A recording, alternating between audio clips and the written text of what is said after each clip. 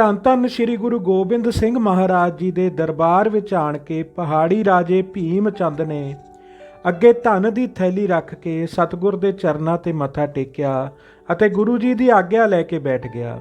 ਇਸ ਉਪਰੰਤ ਰਾਜੇ ਦੇ ਸਾਰੇ ਅਹਿਲਕਾਰ ਅਤੇ ਫੌਜੀ ਆਦਮੀ ਵਾਰੀ-ਵਾਰੀ ਸਤਿਗੁਰ ਜੀ ਅੱਗੇ ਭੇਟਾ ਰੱਖ ਕੇ ਨਮਸਕਾਰਾਂ ਕਰਕੇ ਆਪੋ ਆਪਣੇ ਸਥਾਨਾਂ ਤੇ ਬੈਠ ਗਏ ਅਤੇ ਕੁਝ ਖੜੇ ਖੜੋਤੇ ਹੀ ਸਤਿਗੁਰ ਜੀ ਦੇ ਦਰਸ਼ਨ ਕਰਕੇ ਨਿਹਾਲ ਹੁੰਦੇ ਰਹੇ।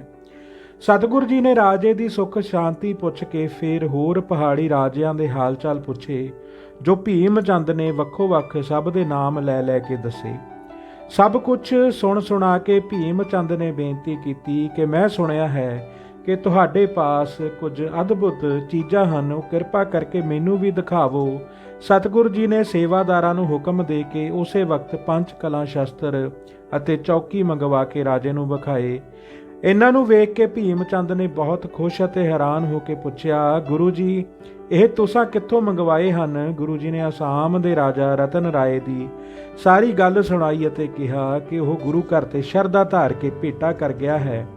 ਫਿਰ ਭੀਮ ਚੰਦ ਨੇ ਕਿਹਾ ਕਿ ਮਹਾਰਾਜ ਜੀ ਮੈਂ ਸੁਣਿਆ ਹੈ ਇੱਕ ਤੁਹਾਡੇ ਪਾਸ ਹਾਥੀ ਹੈ ਅਤੇ ਬਹੁਤ ਮੁੱਲ ਦਾ ਸੁੰਦਰ ਤੰਬੂ ਹੈ, ਉਹਨਾਂ ਦੋਹਾਂ ਦੇ ਦਰਸ਼ਨ ਵੀ ਕਰਾਓ। ਗੁਰੂ ਜੀ ਨੇ ਫਰਮਾਇਆ, ਇਹ ਦੋਵੇਂ ਚੀਜ਼ਾਂ ਕੱਲ੍ਹ ਵਿਖਾਵਾਂਗੇ, ਹੁਣ ਸਮਾਂ ਬਹੁਤ ਹੋ ਗਿਆ ਹੈ। ਇਹ ਸੁਣ ਕੇ ਰਾਜਾ ਸਤਿਗੁਰ ਜੀ ਨੂੰ ਨਮਸਕਾਰ ਕਰਕੇ ਧੰਨ ਧੰਨ ਕਹਿੰਦਾ ਅਤੇ ਜਸ ਕਰਦਾ ਹੋਇਆ ਆਪਣੇ ਡੇਰੇ ਨੂੰ ਚਲਿਆ ਗਿਆ। ਅਗਲੇ ਦਿਨ ਸਤਿਗੁਰ ਜੀ ਨੇ ਸੇਵਾਦਾਰਾਂ ਨੂੰ ਹੁਕਮ ਦੇ ਕੇ ਇੱਕ ਵੱਡੇ ਮੈਦਾਨ ਵਿੱਚ ਸਭਾ ਲਗਾਈ।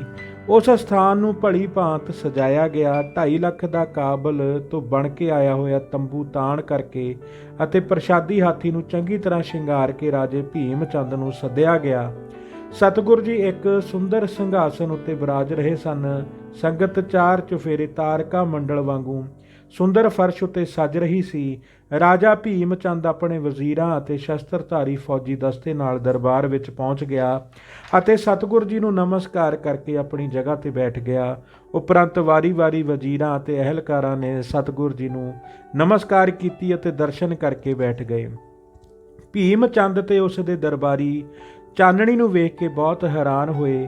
ਭੀਮ ਚੰਦ ਚਾਨਣੀ ਦੀ ਸੁੰਦਰਤਾ ਨੂੰ ਇਸ ਤਰ੍ਹਾਂ ਨਜ਼ਰ ਲਾ ਕੇ ਵੇਖਦਾ ਰਿਹਾ ਜਿਵੇਂ ਚੰਦ ਨੂੰ ਚਕੋਰ ਵੇਖਦਾ ਹੈ। ਇਸ ਨੂੰ ਇਹ ਭੁੱਲ ਹੀ ਗਿਆ ਕਿ ਉਹ ਕਿੱਥੇ ਬੈਠਾ ਹੈ ਅਤੇ ਦਿਨ ਦਾ ਕਿਹੜਾ ਸਮਾਂ ਹੈ। ਕੁਝ ਚਿਰ ਦੀ ਚੁੱਪਚਾਪ ਪਿੱਛੋਂ ਉਸਨੇ ਦੀਵਾਨ ਆਨੰਦ ਚੰਦ ਨੂੰ ਪੁੱਛਿਆ ਕਿ ਇਹ ਕਿਸ ਦੇਸ਼ ਤੋਂ ਬਣ ਕੇ ਆਈ ਹੈ ਅਤੇ ਇਸ ਉੱਤੇ ਖਰਚ ਕੀ ਆਇਆ ਹੈ?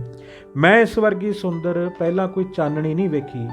ਆਨੰਦ ਚੰਦ ਨੇ ਦੱਸਿਆ ਕਿ ਇਹ ਕਾਬਲ ਤੋਂ ਗੁਰੂ ਜੀ ਦੇ ਮਸੰਦ ਨੇ ਬਣਵਾ ਕੇ ਭੇਜੀ ਹੈ ਅਤੇ ਇਸ ਉੱਤੇ 2.5 ਲੱਖ ਰੁਪਇਆ ਖਰਚਾ ਆਇਆ ਹੈ। ਇੱਕ ਐਸੀ ਚਾਨਣੀ ਬਾਦਸ਼ਾਹ ਔਰੰਗਜ਼ੇਬ ਪਾਸ ਹੈ, ਪਰ ਉਹ ਵੀ ਇਸ ਵਰਗੀ ਸ਼ਾਨ ਵਾਲੀ ਨਹੀਂ ਹੈ। ਇਹ ਗੱਲਾਂ ਹੋ ਰਹੀਆਂ ਸਨ ਕਿ ਪ੍ਰਸ਼ਾਦੀ ਹਾਥੀ ਵੀ ਝੂਲਦਾ ਹੋਇਆ ਆਣ ਕੇ ਨਮਸਕਾਰ ਕਰਕੇ ਖੜਾ ਹੋ ਗਿਆ। ਰਾਜਾ ਭੀਮ ਚੰਦ ਉਸ ਦੇ ਕੱਦ, ਰੰਗ, ਸੁੰਡ ਦੀ ਨੋਕ ਤੋਂ ਪੂਛਲ ਤੱਕ ਚਿੱਟੀ ਲਕੀਰ, ਮੱਥੇ ਉੱਤੇ ਰੋਟੀ ਜਿਤਨਾ ਚਿੱਟਾ ਚੰਦ, ਸੁੰਦਰ ਲੰਬੇ ਦੰਦ ਸੋਨੇ ਨਾਲ ਮੜੇ ਹੋਏ ਵੇਖ ਕੇ ਫਿਰ ਹੈਰਾਨਗੀ ਨਾਲ ਇੱਕ ਵਾਰ ਆਪੇ ਨੂੰ ਭੁੱਲ ਗਿਆ। ਸਤਿਗੁਰ ਜੀ ਨੇ ਫਿਰ ਉਸ ਪ੍ਰਸ਼ਾਦੀ ਦੇ ਗੁਣਾਂ ਦਾ ਵਰਣਨ ਕਰਕੇ ਭੀਮ ਚੰਦ ਨੂੰ ਸੁਣਾਇਆ ਕਿ ਇਸ ਨੂੰ ਜੋ ਹੁਕਮ ਕੀਤਾ ਜਾਵੇ ਉਹੀ ਕੰਮ ਕਰਦਾ ਹੈ। ਇਹ ਇੱਕ ਚੰਗੇ ਸੇਵਕ ਵਾਂਗੂ ਪਿੱਛੇ ਖੜਾ ਹੋ ਕੇ ਚੌਰ ਕਰਦਾ ਹੈ, ਚਰਨ ਧੋ ਕੇ ਸਾਫ਼ ਕਰ ਦਿੰਦਾ ਹੈ, ਜੁੱਤੀ ਸਾਫ਼ ਕਰਕੇ ਪੈਰਾਂ ਅੱਗੇ ਰੱਖ ਦਿੰਦਾ ਹੈ, ਦੂਰ ਦੂਰ ਤੱਕ ਚਲਾਏ ਹੋਏ ਤੀਰ ਇਕੱਠੇ ਕਰਕੇ ਲੈ ਆਉਂਦਾ ਹੈ ਅਤੇ ਭੱਥੇ ਵਿੱਚ ਸਾਫ਼ ਕਰਕੇ ਪਾ ਦਿੰਦਾ ਹੈ। ਉਪਰੰਤ ਇਹ ਸਾਰੇ ਕਰਤੱਵ ਗੁਰੂ ਜੀ ਨੇ ਹਾਥੀ ਪਾਸੋਂ ਕਰਵਾ ਕੇ ਰਾਜੇ ਨੂੰ ਵਿਖਾਏ, ਜਿਨ੍ਹਾਂ ਨੂੰ ਵੇਖ ਕੇ ਰਾਜਾ ਬੜਾ ਪ੍ਰਸੰਨ ਹੋਇਆ। ਭੀਮ ਚੰਦ ਨੇ ਵਿਚਾਰਿਆ ਕਿ ਇਹਨਾਂ ਦਾ ਬੜਾ ਪ੍ਰਤਾਪ ਹੈ, ਇਹ ਕਰਾਮਾਤ ਦੇ ਮਾਲਕ ਹਨ। ਮੈਂ ਇਹਨਾਂ ਦਾ ਸਿੱਖ ਹੋ ਜਾਵਾਂ ਤਾਂ ਚੰਗਾ ਹੈ। ਆਪਣੇ ਸਿੱਖਾਂ ਦੇ ਇਹ ਲੋਕ ਪਰਲੋਕ ਵਿੱਚ ਸਹਾਈ ਹੁੰਦੇ ਹਨ। ਇਹਨਾਂ ਦੇ ਦਰਸ਼ਨ ਕਰਨ ਨਾਲ ਪਾਪ ਨਸ਼ਟ ਹੋ ਜਾਂਦੇ ਹਨ, ਪਰ ਜੇ ਮੈਂ ਇਹਨਾਂ ਦਾ ਸਿੱਖ ਹੋ ਗਿਆ ਤਾਂ ਦੂਜੇ ਰਾਜੇ ਮੈਨੂੰ ਮਖੌਲ ਕਰਨਗੇ। ਕੀ ਕੀਤਾ ਜਾਵੇ? ਇਤਨੇ ਵਿੱਚ ਦੀਵਾਨ ਦੀ ਸਮਾਪਤੀ ਦਾ ਸਮਾਂ ਹੋ ਗਿਆ ਤੇ ਭੀਮ ਚੰਦ ਆਗਿਆ ਲੈ ਕੇ ਆਪਣੇ ਡੇਰੇ ਚਲਿਆ ਗਿਆ। ਡੇਰੇ ਪਹੁੰਚ ਕੇ ਆਪਣੇ ਪਹਾੜੀ ਰਾਜੇ ਭਰਾਵਾਂ ਦੇ ਡਰ ਤੋਂ ਸਿੱਖ ਬਣਨ ਦੀ ਵਿਚਾਰ ਛੱਡ ਦਿੱਤੀ ਅਤੇ ਦੂਸਰੇ ਦਿਨ ਘਰ ਵਾਪਸ ਜਾਣ ਵਾਸਤੇ ਗੁਰੂ ਜੀ ਤੋਂ ਆਗਿਆ ਮੰਗ ਲਈ। ਸਤਿਗੁਰ ਜੀ ਨੇ ਆਪਣਾ ਦਰਬਾਰ ਲਾ ਕੇ ਰਾਜੇ ਨੂੰ ਅਤੇ ਉਸ ਦੇ ਵਜ਼ੀਰਾਂ ਨੂੰ ਸਿਰੋਂ ਪਾਓ ਦੇ ਕੇ ਵਿਦਾਇਗੀ ਦੇ ਦਿੱਤੀ। ਜਦ ਇਹ ਸਭ ਅਦਭੁਤ ਅਮੋਲਕ ਚੀਜ਼ਾਂ ਵੇਖ ਕੇ ਭੀਮ ਚੰਦ ਵਾਪਸ ਆਪਣੀ ਰਾਜਧਾਨੀ ਪਹੁੰਚ ਗਿਆ ਤਾਂ ਉਹਨਾਂ ਦੇ ਦ੍ਰਿਸ਼ ਅੱਠੇ ਪਹਿਰ ਉਸ ਦੇ ਮਨ ਵਿੱਚ ਘਰ ਘਰ ਬੈਠੇ। ਉਸ ਦਾ ਮਨ ਇਹੀ ਚਾਹੇ ਕਿ ਇਹ ਚੀਜ਼ਾਂ ਮੇਰੇ ਪਾਸ ਹੋਣੀਆਂ ਚਾਹੀਦੀਆਂ ਹਨ। ਮੈਂ ਰਾਜਾ ਹਾਂ, ਆਪਣੇ ਰਾਜਿਆਂ ਦਾ ਸਰਦਾਰ ਹਾਂ, ਇਹ ਚੀਜ਼ਾਂ ਮੇਰੇ ਦਰਬਾਰ ਵਿੱਚ ਹੀ ਸ਼ੋਭਾ ਦਿੰਦੀਆਂ ਹਨ। ਗੁਰੂ ਇੱਕ ਫਕੀਰ ਸਾਧੂ ਦੀ ਹਸਤੀ ਰੱਖਦਾ ਹੈ, ਉਸ ਪਾਸ ਇਹਨਾਂ ਅਮੋਲਕ ਚੀਜ਼ਾਂ ਦਾ ਹੋਣਾ ਕਿਸ ਕੰਮ ਦਾ ਹੈ। ਜੇ ਹੋਰ ਸਾਰੀਆਂ ਚੀਜ਼ਾਂ ਨਾ ਹੋਣ ਤਾਂ ਨਾ ਸਹੀ, ਪਰ ਪ੍ਰਸ਼ਾਦੀ ਹਾਥੀ ਦਾ ਮੇਰੇ ਪਾਸ ਹੋਣਾ ਬਹੁਤ ਜ਼ਰੂਰੀ ਹੈ। ਇਸ ਕਰਕੇ ਕੋਈ ਨਾ ਕੋਈ ਛਲ ਵੱਲ ਕਰਕੇ ਝੂਠ ਸੱਚ ਬੋਲ ਕੇ ਗੁਰੂ ਜੀ ਪਾਸੋਂ ਹਾਥੀ ਜ਼ਰੂਰ ਮੰਗਵਾ ਲੈਣਾ ਚਾਹੀਦਾ ਹੈ। ਇੱਕ ਵਾਰ ਜੇ ਕਿਸੇ ਨਾ ਕਿਸੇ ਤਰ੍ਹਾਂ ਪ੍ਰੇਮ ਭਾਵ ਨਾਲ ਮੇਰੇ ਪਾਸ ਆ ਗਿਆ ਤਾਂ ਫਿਰ ਮੈਂ ਵਾਪਸ ਨਹੀਂ ਦਿਆਂਗਾ। ਇਹ ਚੀਜ਼ਾਂ ਲੈਣ ਵਾਸਤੇ ਪਹਿਲਾਂ ਮੈਨੂੰ ਗੁਰੂ ਜੀ ਨਾਲ ਮਿਲਾਪ ਕਰਨਾ ਚਾਹੀਦਾ ਹੈ। ਜੇ ਮਿਲਾਪ ਨਾਲ ਕੰਮ ਨਾ ਸਹੁਰੇ ਤਾਂ ਫਿਰ ਰੁਪਏ ਦਾ ਲਾਲਚ ਦੇਣਾ। ਸਿਆਣਿਆਂ ਨੇ ਲਿਖਿਆ ਹੈ, ਇਹਨਾਂ ਦੋਹਾਂ ਤਰੀਕਿਆਂ ਨਾਲ ਸਫਲਤਾ ਨਾ ਹੋਵੇ ਤਾਂ ਫਿਰ ਉਹਨਾਂ ਦੇ ਘਰ ਵਜ਼ੀਰਾਂ ਤੇ ਮੁਖੀਆਂ ਵਿੱਚ ਪਾਠਕ ਪਾਉਣਾ ਚਾਹੀਦਾ ਹੈ। ਪਰ ਜੇ ਇਹ ਤਿੰਨੇ ਤਰੀਕੇ ਵੀ ਫੇਲ ਹੋ ਜਾਣ ਤਾਂ ਫਿਰ ਯੁੱਧ ਕਰਕੇ ਬਲ ਨਾਲ ਆਪਣਾ ਮਨੋਰਥ ਸਿੱਧ ਕਰਨਾ ਉਚਿਤ ਹੈ, ਕਿਉਂਕਿ ਨੀਤੀ ਸ਼ਾਸਤਰ ਵਿੱਚ ਇਹੀ ਚਾਰ ਤਰੀਕੇ ਆਪਣੇ ਮਨੋਰਥ ਦੀ ਸਿੱਧੀ ਵਾਸਤੇ ਲਿਖੇ ਹੋਏ ਹਨ: ਮੇਲ, ਲਾਲਚ, ਘਰ ਵਿੱਚ ਪਾਠਕ ਜਾਂ ਜੰਗ। ਸੋ ਇਹਨਾਂ ਅਨੁਸਾਰ ਹੀ ਮੈਨੂੰ ਮਿਲਣਾ ਚਾਹੀਦਾ ਹੈ। ਐਸੀਆਂ ਖੋਟੀਆਂ ਵਿਚਾਰਾਂ ਕਰਕੇ ਰਾਜੇ ਨੇ ਇੱਕ ਦਿਨ ਸਭਾ ਵਿੱਚ ਆਪਣੇ ਸਿਆਣੇ ਸਲਾਹਕਾਰ ਤੇ ਮੰਤਰੀਆਂ ਨੂੰ ਸੱਦ ਕੇ ਆਪਣਾ ਮਨੋਰਥ ਦੱਸਿਆ ਕਿ ਗੁਰੂ ਜੀ ਤੋਂ ਉਹਨਾਂ ਦਾ ਅਦਭੁਤ ਅਮੋਲਕ ਹਾਥੀ ਲੈਣਾ ਚਾਹੁੰਦਾ ਹਾਂ। ਐਸਾ ਹਾਥੀ ਵੇਖਣਾ ਤਾਂ ਕਿਤੇ ਰਿਹਾ, ਮੈਂ ਅੱਗੇ ਕਦੇ ਕੰਨਾਂ ਨਾਲ ਸੁਣਿਆ ਵੀ ਨਹੀਂ ਹੈ। ਇਹ ਹਾਥੀ ਪਾਤਸ਼ਾਹਾਂ ਦੇ ਹੀ ਯੋਗ ਹੈ। ਜਿਉਂ-ਤਿਉਂ ਕਰਕੇ ਸਾਨੂੰ ਵੱਲ-ਛਲ ਕਰਕੇ ਇਹ ਹਾਥੀ ਅਪਣਾ ਲੈਣਾ ਚਾਹੀਦਾ ਹੈ। ਉਂਝ ਜੇ ਗੁਰੂ ਜੀ ਪਾਸੋਂ ਸਾਫ਼ ਚਿੱਤ ਹੋ ਕੇ ਮੰਗਿਆ ਤਾਂ ਉਹਨਾਂ ਨੇ ਦੇਣਾ ਨਹੀਂ। ਐਸਾ ਕੋਈ ਛਲ ਕਰੋ ਜਿਸ ਨਾਲ ਇਹ ਹਾਥੀ ਸਾਡੇ ਕਾਬੂ ਆ ਜਾਵੇ। ਭੀਮ ਚੰਦ ਦੀ ਇਹ ਗੱਲ ਸੁਣ ਕੇ ਸਲਾਹਕਾਰਾਂ ਨੇ ਕਿਹਾ, ਇਹ ਕਿਹੜੀ ਔਖੀ ਗੱਲ ਹੈ। ਤੁਹਾਡੇ ਟਿੱਕੇ ਪੁੱਤਰ ਦੀ ਕੁੜਮਾਈ ਆਉਣ ਵਾਲੀ ਹੈ। ਗੁਰੂ ਜੀ ਨੂੰ ਬੇਨਤੀ ਕਰਾਂਗੇ ਕਿ ਉਹਨਾਂ ਸ਼ਗਨ ਲੈ ਕੇ ਆਉਣ ਵਾਲੇ ਲਾਗੀਆਂ ਨੂੰ ਇਹ ਤੁਹਾਡਾ ਸੁੰਦਰ ਅਦਭੁਤ ਹਾਥੀ ਵਿਖਾਉਣਾ ਚਾਹੁੰਦੇ ਹਾਂ। ਕਿਰਪਾ ਕਰਕੇ ਕੁਝ ਦਿਨਾਂ ਵਾਸਤੇ ਸਾਨੂੰ ਆਪਣਾ ਹਾਥੀ ਦੇ ਦਿਓ। ਕਾਰਜ ਉਪਰੰਤ ਹਾਥੀ ਵਾਪਸ ਤੁਹਾਡੇ ਦੇ ਜਾਵਾਂਗੇ। ਮੰਤਰੀਆਂ ਦੀ ਇਹ ਵਿਉਂਤ ਸੁਣ ਕੇ ਭੀਮ ਚੰਦ ਬੜਾ ਖੁਸ਼ ਹੋ ਗਿਆ ਤੇ ਕਿਹਾ, ਇਹੋ ਮੇਰੀ ਸਲਾਹ ਸੀ। ਤੁਸੀਂ ਬੜੀ ਬੁੱਧੀਤਾ ਦੀ ਗੱਲ ਕੀਤੀ ਹੈ। ਇਹ ਸਲਾਹ ਪੱਕੀ ਕਰਕੇ ਭੀਮ ਚੰਦ ਨੇ ਆਪਣੇ ਇੱਕ ਵਕੀਲ ਨੂੰ ਬਹੁਤ ਸਮਝਾ ਬੁਝਾ ਕੇ ਸਤਿਗੁਰ ਜੀ ਪਾਸ ਆਨੰਦਪੁਰ ਭੇਜ ਦਿੱਤਾ। ਆਨੰਦਪੁਰ ਪਹੁੰਚ ਕੇ ਇਹ ਵਕੀਲ ਬੜੀ ਸੱਜ ਧੱਜ ਨਾਲ ਸਤਿਗੁਰ ਜੀ ਦੇ ਹਾਜ਼ਰ ਹੋਇਆ। ਸਤਿਗੁਰ ਜੀ ਆਪਣੇ ਸਿੰਘਾਸਨ ਉੱਤੇ ਬਿਰਾਜਮਾਨ ਸਨ। ਮਾਮਾ ਕਿਰਪਾਲ ਚੰਦ, ਨੰਦ ਚੰਦ ਦੀਵਾਨ ਅਤੇ ਸੰਗੋ ਸ਼ਾਹ, ਪੰਜ ਸੂਰਮੇ ਭਾਈ ਆਪ ਜੀ ਦੇ ਪਾਸ ਸ਼ੋਭ ਰਹੇ ਸਨ ਅਤੇ ਦਰਸ਼ਨ ਦੀ ਇੱਛਾਵਾਨ ਸੰਗਤ ਆਪਣੀਆਂ ਭੇਟਾਵਾਂ ਲੈ ਕੇ ਹਾਜ਼ਰ ਹੋ ਰਹੀ ਸੀ। ਮੇਵੜੇ ਅਰਦਾਸਾਂ ਕਰਕੇ ਭੇਟਾਂ ਹਜ਼ੂਰੀ ਵਿੱਚ ਰੱਖ ਰਹੇ ਸਨ। ਸਤਿਗੁਰ ਜੀ ਆਪਣੀ ਮਿਹਰ ਦੀ ਨਜ਼ਰ ਨਾਲ ਦਾਸਾਂ ਦੀਆਂ ਆਸਾਂ ਮੁਰਾਦਾਂ ਪੂਰੀਆਂ ਕਰਨ ਵਾਸਤੇ ਉਪਦੇਸ਼ ਤੇ ਖੁਸ਼ੀਆਂ ਬਖਸ਼ ਰਹੇ ਸਨ।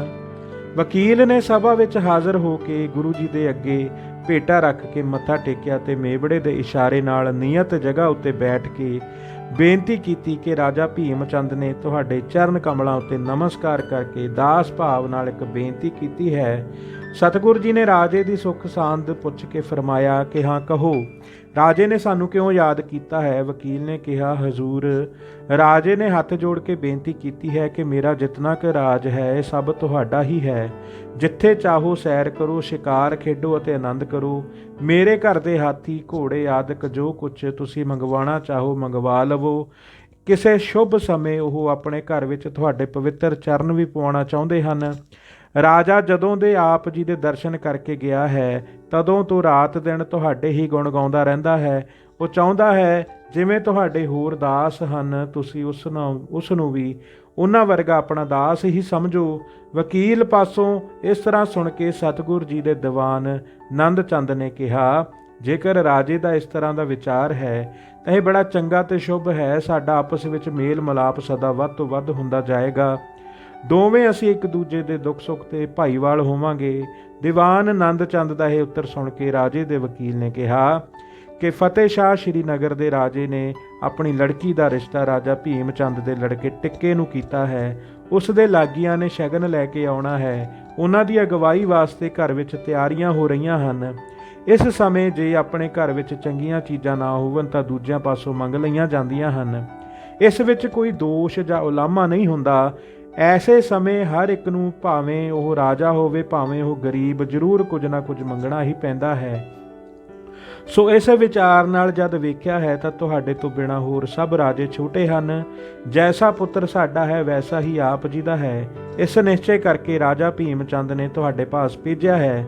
ਤੁਸੀਂ ਸਾਡੀ ਲਾਜ ਰੱਖੋ ਤੇ ਇਸ ਸ਼ਗਨ ਦੇ ਸ਼ੁਭ ਸਮੇਂ ਆਪਣਾ ਪ੍ਰਸ਼ਾਦੀ ਹਾਥੀ ਕੁਝ ਦਿਨਾਂ ਵਾਸਤੇ ਮੰਗਵਾ ਭੇਜ ਦਿਓ। ਲਾਗੀ ਚਾਗੀ ਇਸ ਅਦਭੁਤ ਹਾਥੀ ਨੂੰ ਤੇ ਉਸ ਦੇ ਗੁਣਾਂ ਨੂੰ ਵੇਖ ਕੇ ਬੜੇ ਪ੍ਰਸੰਨ ਹੋਣਗੇ ਅਤੇ ਫਿਰ ਰਾਜਾ ਫਤਿਹ ਚੰਦ ਨੂੰ ਵੀ ਇਹ ਗੱਲਾਂ ਸੁਣਾਵਣਗੇ। ਅੰਤਰਯਾਮੀ ਸਤਿਗੁਰੂ ਜੀ ਨੇ ਵਕੀਲ ਦੇ ਛਲ ਨੂੰ ਸਮਝ ਕੇ ਵਿਚਾਰਿਆ ਕਿ ਜੇ ਇਹਨਾਂ ਮੱਤ ਦੇ ਕੱਚੇ ਪਹਾੜੀਆਂ ਨੂੰ ਇੱਕ ਵਾਰ ਹਾਥੀ ਭੇਜ ਦਿੱਤਾ ਤਾਂ ਫਿਰ ਵਾਪਸ ਨਹੀਂ ਕਰਨਗੇ ਅਤੇ ਝਗੜਾ ਕਰਨਗੇ। ਇਸ ਕਰਕੇ ਇਹਨਾਂ ਨੂੰ ਹਾਥੀ ਦੇਣ ਤੋਂ ਨਾ ਕਰ ਦੇਣੀ ਹੀ ਠੀਕ ਹੈ।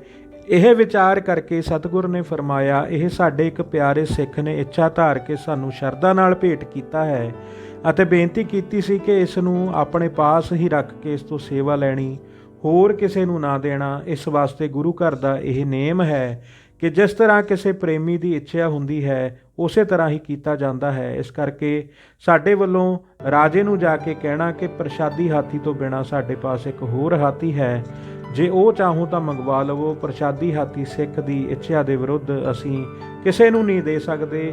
ਇਹ ਉੱਤਰ ਸੁਣ ਕੇ ਵਕੀਲ ਦੇ ਕੰਨ ਖੁੱਲ੍ਹ ਗਏ ਕਿ ਗੁਰੂ ਜੀ ਨਾਲ ਸਾਡੀ ਕੋਈ ਪੇਸ਼ ਨਹੀਂ ਜਾ ਸਕਦੀ। ਇਹ ਅੰਤਰਜਾਮੀ ਹਨ, ਸਾਡੇ ਛਲ ਫਰੇਬ ਨੂੰ ਤਾੜ ਗਏ ਹਨ। ਇਸ ਤਰ੍ਹਾਂ ਵਿਚਾਰਾ ਨਿਰਾਸ਼ ਹੋ ਕੇ ਸਤਿਗੁਰ ਜੀ ਨੂੰ ਨਮਸਕਾਰ ਕਰਕੇ ਵਾਪਸ ਚਲਿਆ ਗਿਆ। ਸੰਗਤ ਜੀ, ਅਗਲਾ ਭਾਗ ਅਗਲੀ ਵੀਡੀਓ ਦੇ ਵਿੱਚ ਸਾਂਝਾ ਕਰਾਂਗੇ। ਉਡੀਕ ਕਰਿਓ। ਬਹੁਤ ਬਹੁਤ ਧੰਨਵਾਦ। ਧੰਨ ਧੰਨ ਸ਼੍ਰੀ ਗੁਰੂ ਗੋਬਿੰਦ ਸਿੰਘ ਜੀ ਮਹਾਰਾਜ। ਵਾਹਿਗੁਰੂ ਜੀ ਕਾ ਖਾਲਸਾ, ਵਾਹਿਗੁਰੂ ਜੀ ਕੀ ਫਤਿਹ।